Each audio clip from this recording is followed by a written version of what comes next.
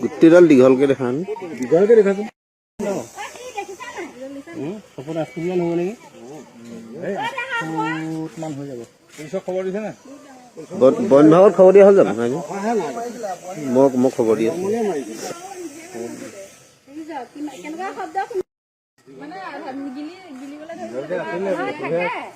দীঘলকে আছিলে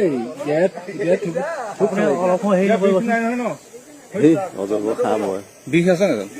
বিষ নাই গিলেহে ন বিষ নাই চেপা মাৰিহে মাৰ যোগাৰ থাকিব নালাগে দীঘল কৰি দিব লাগিছিলে দীঘল নোহোৱা দীঘল নহয়